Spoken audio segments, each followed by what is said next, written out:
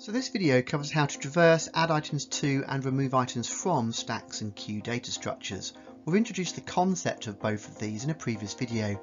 If you've not yet seen it, go back and watch that first. So we've already covered various ways that we can create or implement both of the data structures, stacks or queues. In addition, you have to be able to trace and write code that can traverse them, add to them and remove from them. And you can achieve this by using either an array and procedural programming or an object-oriented approach. The exam board recommends you gain a general understanding of these methods backed up by practical experience implementing them, as opposed to trying to memorise any particular given code pattern.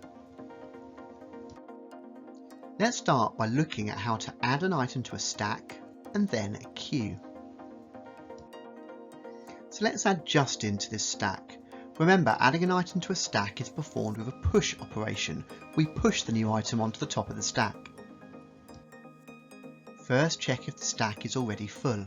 It's important that you check a data structure is not full before you attempt to add to an item to it. If it is, you should stop and report an error. It's a step students often forget, and it's an easy mark you can gain in the exam. We can see there is space available in the stack. We're using an array to implement our stack, which is a static data structure, so it has a limited number of spaces to store items. Next, we need to increment the stack pointer, so it points to the next available space in our array. Finally, we insert our new item Justin into the array at the position pointed to by the stack pointer. But I thought the stack pointer was supposed to point to the next available space, not the top item in the list.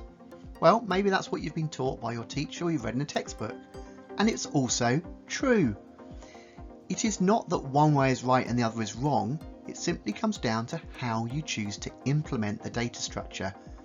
If you choose to implement it this way, your algorithm for pushing a new item onto the stack would simply swap steps 2 and 3 as shown here. Of course, you could choose to implement your stack using objects instead of an array. This way we can get around the restrictions of a static array. Using an object-oriented approach, a stack can grow and shrink dynamically to almost any size, assuming we have enough memory. The algorithm doesn't change very much either, as you can see here. Okay, so let's add Justin to this queue.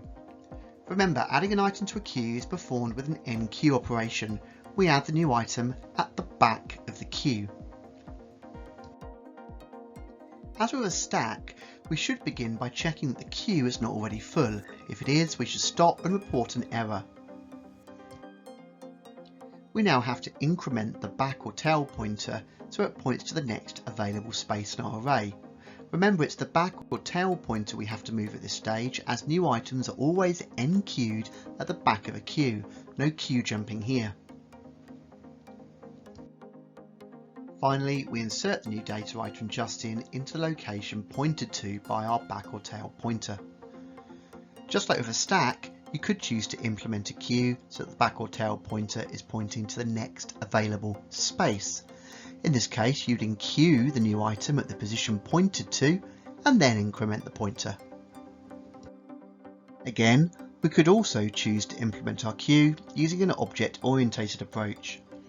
Using an object-oriented approach, our queue can grow and shrink dynamically to almost any size, assuming we have free memory. Once again, the algorithm only changes slightly, as shown here. Okay, so let's now try removing an item from a stack and then a queue. So let's remove an item from the top of this stack. Remember, removing items from a stack is performed with a pop operation. We pop the last item added from the top of the stack. First, check if the stack is empty. It's important you check a data structure is not empty before you attempt to remove an item. If it is, you should stop and report an error. As we said before, this first step is often one forgotten by students in the exam, and it's an easy mark you can gain. The stack isn't empty, so we can move on to the next step. Next, we copy the item pointed to by the pointer out of the stack. Where we store the item is totally up to us. we could make some use of this and store it in another variable for later use in a data structure, for example. Finally, we decrement the pointer so it points to the new top of the stack. Note how the actual item Sam still actually exists in our array at position index 2. Data is never really deleted from a computer, it's only overwritten. However, as far as our stack's concerned, Sam has been removed, as the top of the stack is now pointing to Andy. If we choose to implement our stack using an object-oriented technique, the algorithm changes slightly, but overall the steps are the same. So let's remove an item from the front of our queue. Remember, removing an item from a queue is performed by using a dequeue operation, and we dequeue the item at the front of the queue. As with a stack, we should first check that the queue is not empty. If it is, we should stop and report an error. We copy the item we're pointed to by the front or head pointer out of the queue. Again, where we store the item we're copying out is totally up to us. It would make sense to store it in another variable or data structure for further use. Finally, we increment the front or head pointer so it points back to the front of the queue. Note how the item previously at the front of the queue, Craig, still exists in our array at position 0. Remembering at all times, data is never really deleted from a computer, only overwritten. However, as far as our queue is concerned, Craig has been removed, as the front of the queue now points to Andy.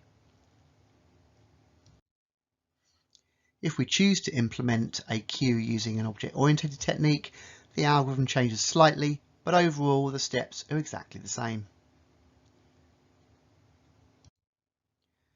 Finally, let's look at how to traverse through a stack and then a queue, outputting the contents as we go.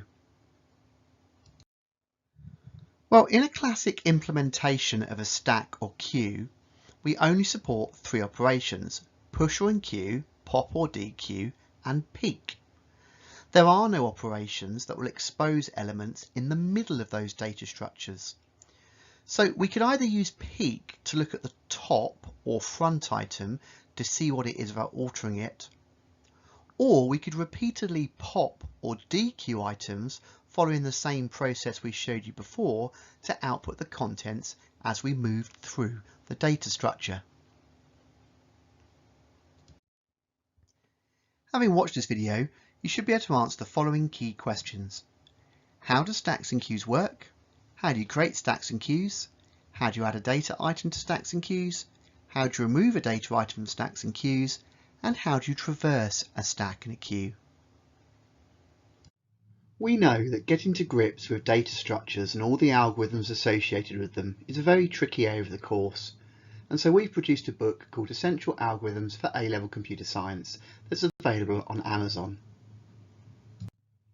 It covers all the data structures you need to know about, along with the algorithms you need to perform on them, and it covers all the exam boards.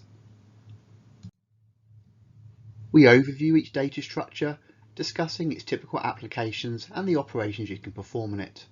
We provide a QR code that jumps off to a useful page of additional resources. We then take each data structure and the algorithms you need to perform and present them first in simple structured English, then in a diagrammatic format, then in pseudocode, and finally we present you with fully coded algorithms which you need to cover on the data structures in both Python and VB, so you can actually code them up and practice them yourselves. If you've got an extra 20 seconds, we're just going to go slightly beyond the spec and return to something we mentioned earlier in the video. So earlier we mentioned you can't iterate through a stack or queue looking at all of its contents, and this is because a stack and queue only allow you to push or enqueue, pop or dequeue, and peek. But what's to actually stop you implementing, coding the ability to iterate through the contents of those data structures? Well, the answer is nothing. If you add this functionality, are they still strictly